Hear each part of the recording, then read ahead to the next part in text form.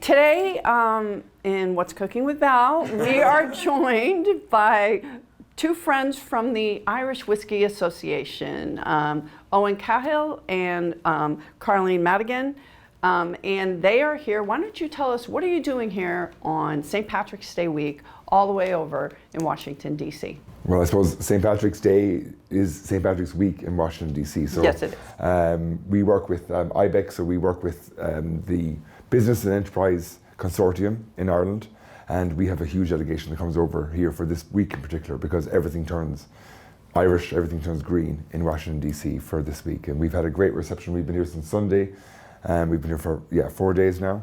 And we've been on the Hill every day, and the reception we've gotten, especially from your office, and we're delighted to be here with you, has been exceptional. And as you say, we work with the Irish Whiskey Association, so we represent all the whiskey producers in Ireland, and we're looking to try and finalise, maybe try and get some extra protections for our product, Irish whiskey, a premium product here in the US.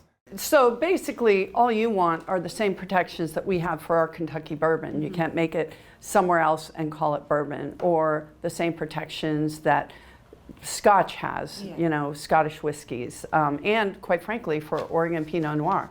We had people in other states, California, making Pinot Noir that looked like it was Oregon Pinot Noir, but it wasn't. So I think this is a pretty reasonable ask.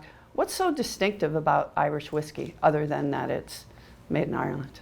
Well, there's a number of things that are distinctive about Irish whiskey, and I don't want to disparage our friends and neighbours in Scotch. It's just different. It is different, but I find it to be far smoother. Caroline, yeah, and I think that there's the unique pot still category, Irish whiskey pot still, that's unique to Ireland, and it's made of a mash of unmalted and malted barley in pot still, and that's really traditional category for Irish whiskey, and there's no other pot still category in the world, so that's really unique. Also, we age our whiskey. It has to be legally aged for a minimum of 3 years, and we would use like a lot of ex-bourbon casks, give a lovely bourbon smoky taste to the whiskey. So it is very unique and a special drink, and I'm glad so many Americans enjoy Irish whiskey. It's our biggest export market, 48% of our sales to the US, so it's a crucial market for us. So it's great to be here to promote Irish whiskey and to seek, as Owen said, the extra protections. Like, we're seeing a lot of products, while you can't label your product as Irish whiskey in the US unless it's fully produced in Ireland,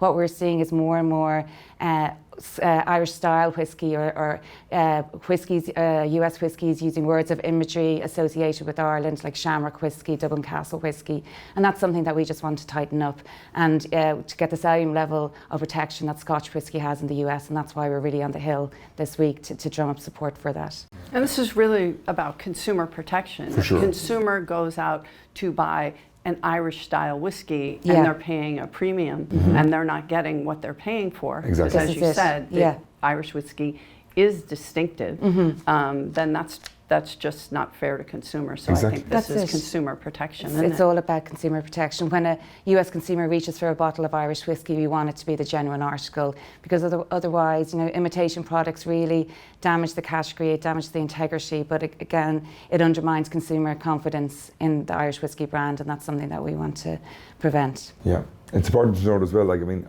Irish whiskey has such a strong history and relationship with the US. So at the turn of the 20th century, Irish whiskey was the most popular whiskey in the whole world. And a lot of that was, again, based on the US.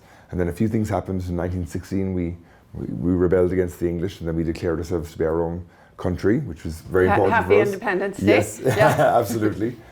Which we also celebrate on St. Patrick's Day. But we left the Commonwealth, so we lost access to all those markets. Scotch whiskey overtook us there.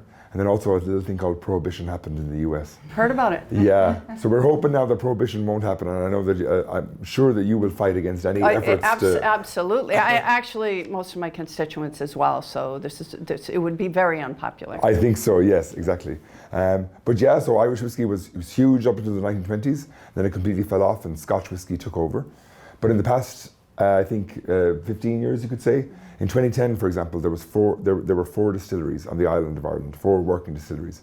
Now we represent 48 working distilleries on the island of Ireland. Really? Yes. And it's also projected that Irish whiskey will overtake Scotch whiskey in the US in the next decade. So it's an incredible growth. It's a great category. It's a very exciting time to be working for Irish whiskey. But with that, then comes people who are kind of a bit jealous of our success and they want to cash in. Yeah, on it as well. they want to cash in as well. If people wanted to go to Ireland to do sort of the whiskey trail, right? Sure. We have the Willamette Valley, and we invite people, and you're both invited to come.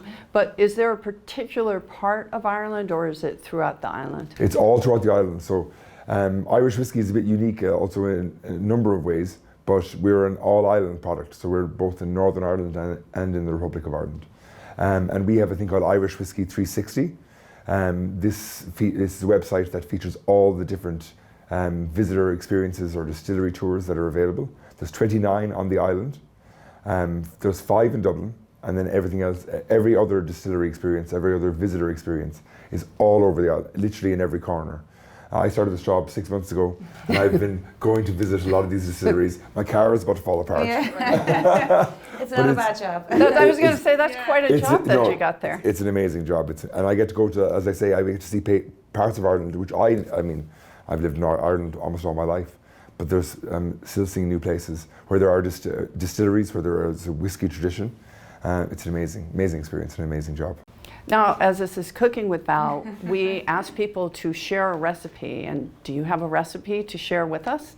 What you need is a hot toddy. Yes. So what that is you take a shot of Irish whiskey. It can be any Irish whiskey you want. We all have our favourite. But it should be Irish whiskey. It should for sure, yeah. Definitely be Irish whiskey, nice smooth taste. So you put that into like a nice little cup, bit of hot water, like you would a cup of tea. It's a bit nicer than a cup of tea.